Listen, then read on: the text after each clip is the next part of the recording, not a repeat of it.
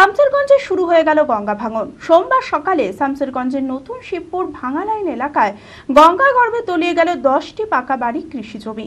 যে কোনো মুহূর্তে গঙ্গায় তলিয়ে যেতে পারে আরও 50টি বাড়ি শিবপুর প্রাথমিক বিদ্যালয়। বাড়ি থেকে ইট জানলা দরজা খুলে নিয়ে অন্যত্র পালাচ্ছে গ্রামবাসীরা। গ্রাম জুড়ে ভাঙন বিধ্বস্তদের হাহাকার। আবারও সেই ভয়াবহ গঙ্গা ভাঙন শুরু হওয়ায় আতঙ্ক গ্রাস করেছে গ্রামবাসীদের। মানসিক স্বাস্থ্যের জন্য সবার আগে যে নামটি মনে ভেসে ওঠে, সুস্থ মনের ঠিকানা মনোবীক্ষণ। যোগাযোগ নাম্বার 7477799516। বাড়ি পড়ছে বাড়ি পড়ছে বাড়িও পড়ছে গোড়ায় চলে আসছে।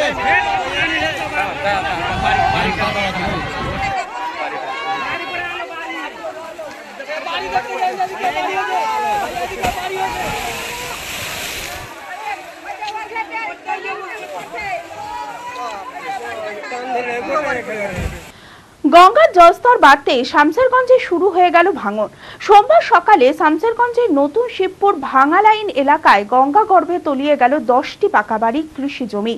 যে কোনো মুহূর্তে গঙ্গায় তলিয়ে যেতে পারে আরও 50টি বাড়ি শিবপুর প্রাথমিক বিদ্যালয়। বাড়ি থেকে ইট জানলা দরজা খুলে নিয়ে অন্যত্র পালাচ্ছেন গ্রামবাসীরা। গ্রাম জুড়ে ভাঙন বিধ্বস্তদের হাহাকার।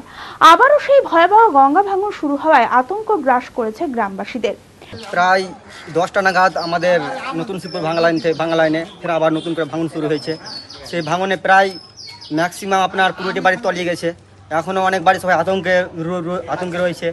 আমরা এখানে আজকে আপাতত যাদের বাড়ি তলিয়ে গেছে এবং যাদের বাড়ি ভাঙচুর হয়েছে, মানুষ সব আতঙ্কে আছে, কোথায় যাবে দিশেহারা হয়ে আছে। এখনও কারো বাসস্থানের ব্যবস্থা হয়নি। প্রশাসনেরা এসছে, প্রশাসনেরা ব্যবস্থা করছেন এবং আমরা যাদের বাড়িঘর পড়ে গেছে এবং যারা আতঙ্কে আছে তাদের জন্য আমরা অল্প কিছু সেখানে আমরা খাবারের ব্যবস্থা করছি। ম্যাক্সিমাম 20টা বাড়িও তলিয়ে গেছে। এখন ওদের কোনো স্থান হয়নি, ওরা স্থানহারা। বিগত 4 বছর ধরে গঙ্গা ভাঙনে দুর্বিষহ অবস্থা শামসেরগঞ্জের গঙ্গা তীরবর্তী এলাকার। গঙ্গা ভাঙন প্রতিরোধের কাজে রাজ্য সরকারের পক্ষ থেকে 100 কোটি টাকা বরাদ্দ করে কাজ শুরু করা হয়েছে, কিন্তু তাতেও সমস্যার কোনো সমাধান হয়নি। আবারও ভয়াবহ গঙ্গা ভাঙন শুরু। খবর পাওয়া মাত্র ঘটনাস্থলে ছুটে আসে শামসেরগঞ্জ পঞ্চায়েত সমিতির সদস্য রফিকুল আলম, চাচণ্ড গ্রাম পঞ্চায়েতের প্রতিনিধি গোলাপ শেখ সহ অন্যান্যরা। ভাঙন বিধ্বস্তদের নিয়ে গিয়ে নতুন শিবপুর প্রাথমিক বিদ্যালয়ে থাকা খাওয়ার ব্যবস্থা করা হয়।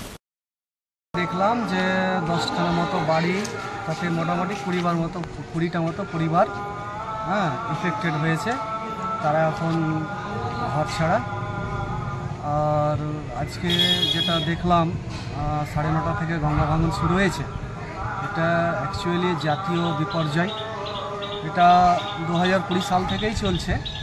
আমাদের সেই পরিপ্রেক্ষিতে মাননীয় মুখ্যমন্ত্রী মমতা বন্দ্যোপাধ্যায় সেটার দিকে দেখে প্রায় 100 কোটি টাকা টেন্ডার করেছিল এবং আমরা বিগত দিনে দেখলাম যে ভোট পারপাসে 3 থেকে 4 মাস মতো কাজ বন্ধ হয়ে যাওয়ায় আমরা কিন্তু পরিপূর্ণ সেই কাজটা করে তুলতে পারিনি। তারপরেও এখানে যে ভাঙনটা শুরু হয়েছে সেখানে কিন্তু আমাদের যথেষ্ট হারে কাজ হয়েছিল। সাদা বস্তা থেকে শুরু করে আমরা পিচিং বস্তা, কালো বস্তা দিয়ে যথেষ্টভাবে সেটা আমরা মেরামতির কাজ করেছিলাম। তো তাদেরকে রাখার ব্যবস্থা করতে পারিনি এই জন্য যে যাদের ঘর বাড়ি ভেঙে গেছে তাদের কিছু সরঞ্জাম ছিল, তারা এখন সেগুলো অন্যত্রে নিয়ে যাওয়ার একটা ব্যবস্থা করছে। তারা এখন ছড়িয়ে ছিটিয়ে রয়েছে। আমরা এখানে যে শিবপুর প্রাইমারি স্কুল, সেখানে তাদের একটা খাওয়ার ব্যবস্থা, সেই ব্যবস্থাটা আমরা এখন অলরেডি শুরু করেছি। স্কুলে আজকে গঙ্গা ভাঙন হওয়ার কারণে কোনো ছাত্রছাত্রী উপস্থিত হয়নি এবং স্কুল নদী থেকে 100 মিটারেরও কম দূরত্ব এখন আছে। ফলে আমরাও আতঙ্কে আছি যে আগামীতে স্কুলটিতে থাকবে কিনা। অত্যন্ত আতঙ্কিত আছি এবং যে কোনো মুহূর্তে যেভাবে ভাঙন চলছে আজকে সকাল থেকে 9:30 থেকে, তাতে স্কুলের কাছে আসতে খুব বেশি সময় লাগবে বলে মনে হয় না। পঞ্চায়েতের পক্ষ থেকে প্রধানের উদ্যোগে গ্রামবাসীদের খাবারের জন্য স্কুলের ব্যবস্থার আয়োজন করেছেন। বিডিও সুজিত কুমার লোধ বলেন, ভাঙন বিধ্বস্তদের সমস্ত প্রকার সহযোগিতা করা হচ্ছে, তাদের থাকা খাওয়ার ব্যবস্থা করা হয়েছে এবং প্রয়োজনীয় সামগ্রী প্রদান করার ব্যবস্থা করা হয়েছে। 10টা বাড়ি, যা আমি শুনলাম যে 10টা বাড়ি হয়েছে, নদীগর্ভে তলিয়ে গেছে এবং বাকি প্রায় 20 থেকে 25টা ফ্যামিলি যারা বাড়ি ঘর ভেঙে তারা বেরিয়ে যাচ্ছেন। চাচণ্ডয় এই সমস্যা হচ্ছে। তো আমরা তারপর থেকে আমাদের টিম পাঠিয়েছি। আমাদের ওখানকার মানুষের কী প্রয়োজন আছে সেগুলো এবং প্রাথমিকভাবে যে কটি বাড়ি ভেঙেছে বা নদীগর্ভে তলিয়ে গেছে সেটা ছাড়াও বেশ কিছু বাড়ি আছে যারা ভয়ে বা আতঙ্কে ঘর ছাড়ছে। আমরা চেষ্টা করছি তাদের এখনকার মতো যেটা সবথেকে প্রয়োজনীয় যেটা দরকার সেটা হচ্ছে খাবার এবং জামা কাপড় এবং ব্ল্যাঙ্কেট, এই চাল, এই জিনিসগুলো ইমিডিয়েটলি প্রোভাইড করা। প্রধানকেও বলেছি আসতে, তো উনি আসলে আমরা এটা প্রোভাইড করে দিচ্ছি। থাকার জন্য এই মুহূর্তে আমরা আলোচনা চালাচ্ছি যে কাছাকাছি কোথাও একটা জায়গা স্থির করা, সেটা প্রধানকে দায়িত্ব দিয়েছি। প্রধান আমার সঙ্গে কথা বলবেন, বলার পরে সেই সব জায়গায় আমরা ব্যবস্থা করে দেবো।